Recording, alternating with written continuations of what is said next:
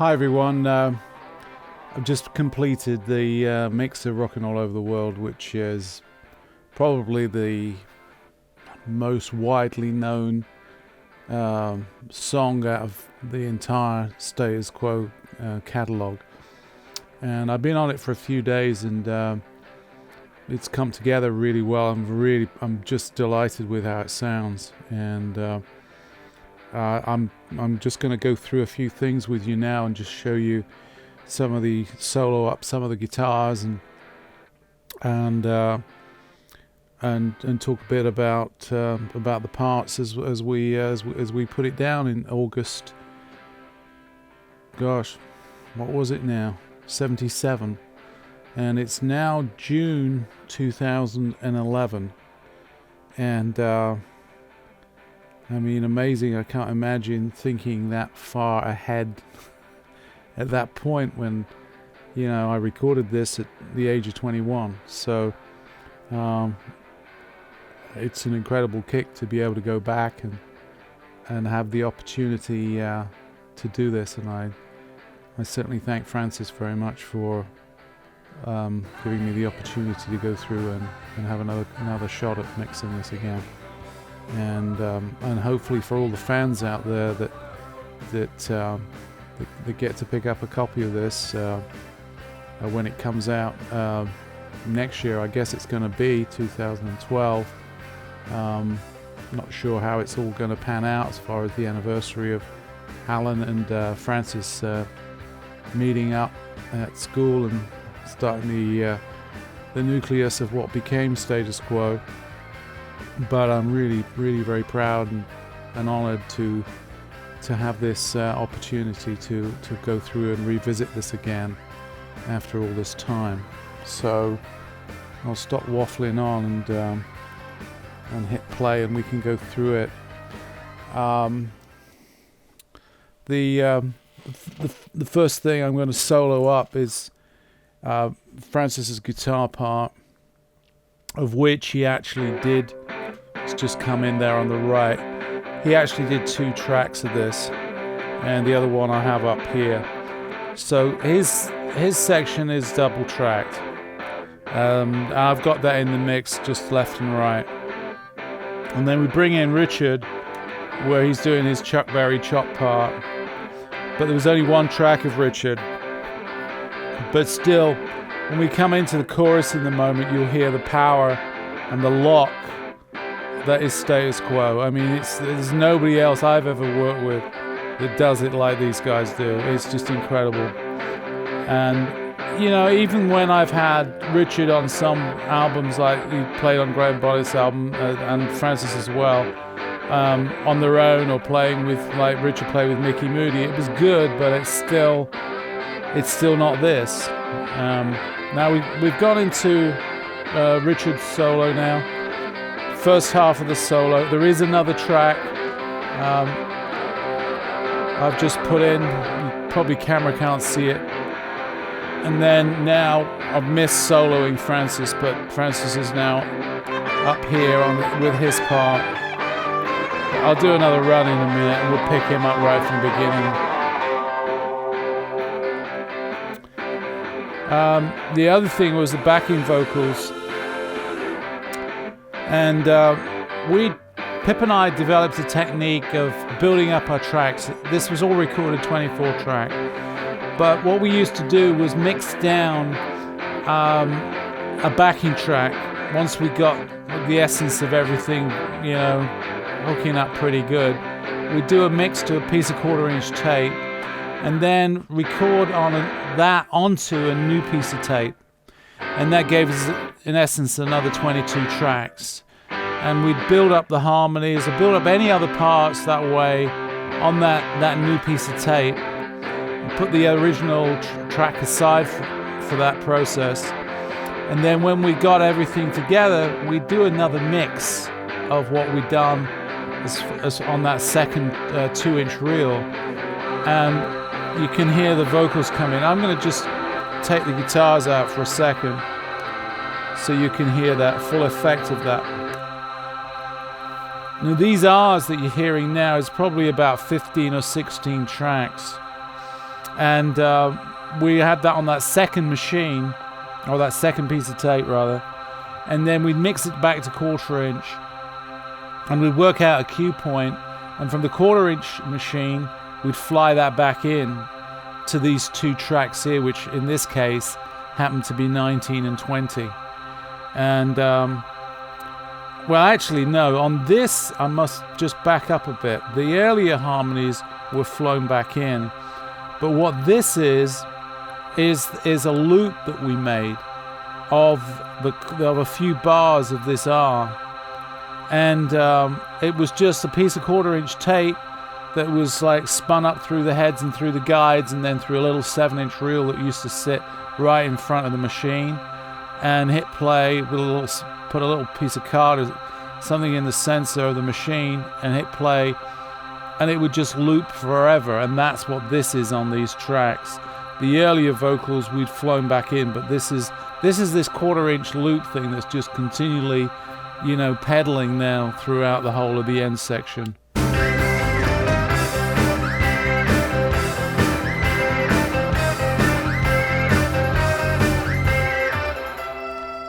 I'm just going to go back to the head and just start again, and then pick up now Alan's bass and just go through that part of it.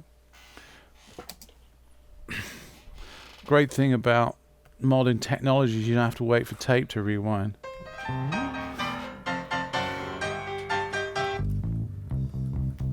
Actually, I'm going to do that again so we can pick up Alan's little bit of slide there on his bass track with Andy's piano in.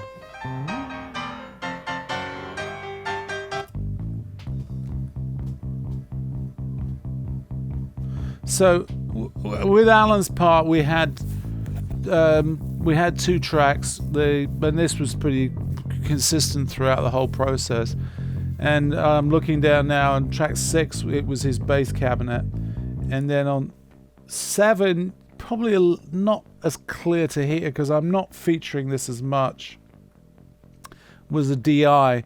I'm using the warmth more now probably than what we did when we mixed it before, of the actual cabinet sound that you can hear there coming in. So that's Alan's part. Alright, now John, we got the kick, actually I brought up here. So there's his isolated kick rather, I should say, or bass drum in British terms. And you can hear a little bit of bleed there of the snare and hi-hat on it. We also had, which I'm glad we didn't lose through any automation, because this was manually mixed. I mean, we were all, when we did this originally, we were all on the board together. And this is the room. The room was off to the left side of the control room where John was. And it was like, this sort of marble floor and glass walls that had drapes that we could bring back and forwards to control the amount of kick that came off the sidewalls. But I know John felt pretty isolated in there, and so the first day we had a little bit of the kick, the kit disintegrating, let's say, and I'm sure John you'll remember that point. But we worked it out as we always did, and we ended up just opening the glass doors for John so that he had a little bit more contact with the band and didn't feel so cut off. Of course, when we moved over to doing the Just Supposing and what became Never Too Late albums in Ireland, with Mullane, I'd put all the band together. Everybody was in the same room. Everybody worked around John, and that's, I think, really the best way for Status Quo at that time and that lineup.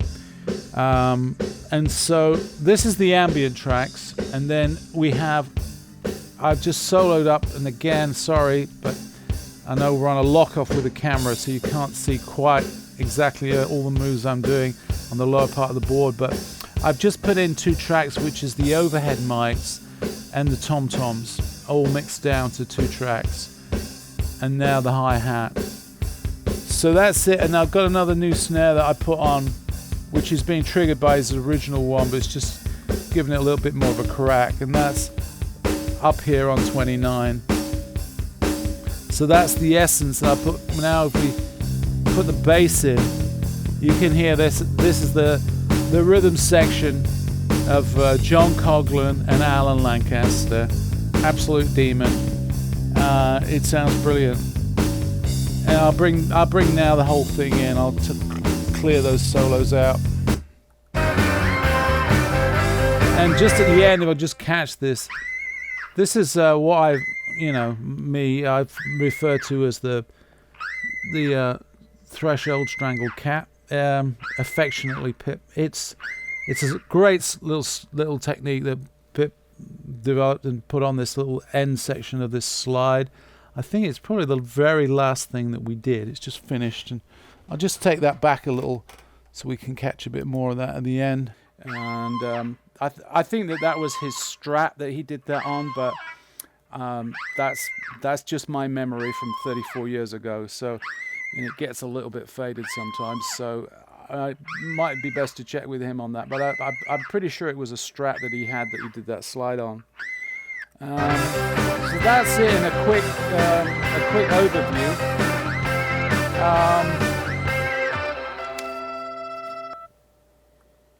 Well, there is, for those of you that ask sometimes on the message board how things end, that was actually the end without any fade. So you can see it just breaks down, and I'm going to take the fade out when I mix it across to the final version. I'll just take it out just a few seconds before that. So there you have it. Rockin' All Over the World Remix 2011.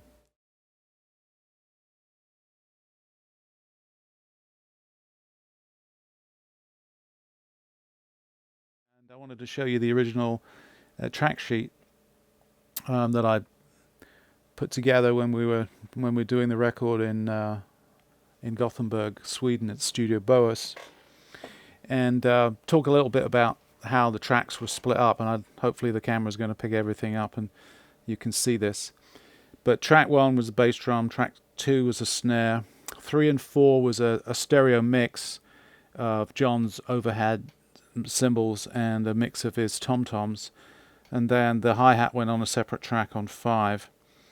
On 6 it was Alan's bass cabinet, and then on 7 it was a direct injection feed, which is kind of the more front end and the clickier part of his bass sound there.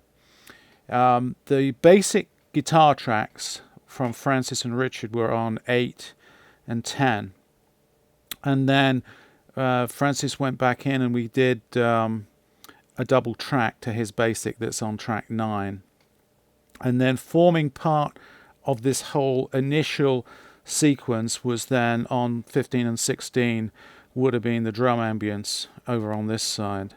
Andy's piano was an overdub that we did after the event, and that's pretty much it as far as the basic elements of when the track went down. And then everything else was formed part of the overdub process as we went along.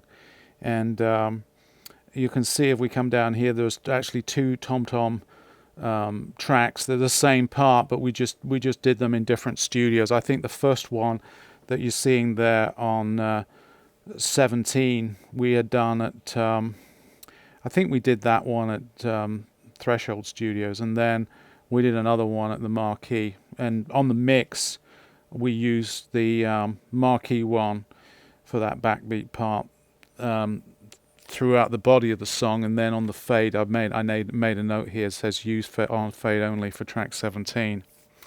Now coming down from that, on 19 and 20 is a stereo mix of the backing vocals, and we developed a technique, Pip and I, of using another piece of 24 track tape and mixing a stereo backing track to that piece of tape, and then building up the vocals. So this block here actually probably represents 15 or 16 or so multi-layered vocal parts.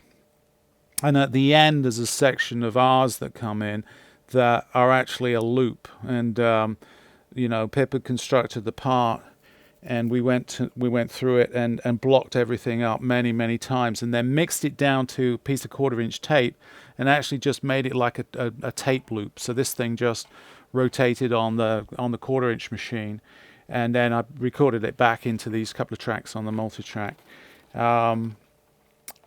Frank Ricotti did some percussion, and he just did a couple of tracks of tambourine. I'm just, as things have gone on in the mix, I've just basically used one of those tracks now, and that's it as far as the kind of backbone of it all is concerned. And then we have the end guitar tracks that come in on the fade, and there's a low and a high part there.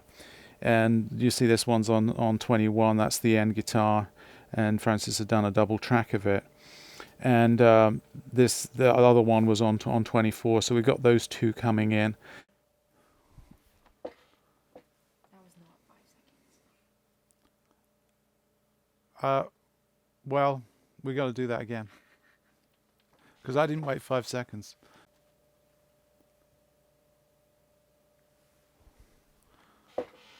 Well, the moment has arrived, 34 years later, to pull Rockin' all over the world. Oh gosh, see, I can't even say it. That's okay. You're rocking all over the world.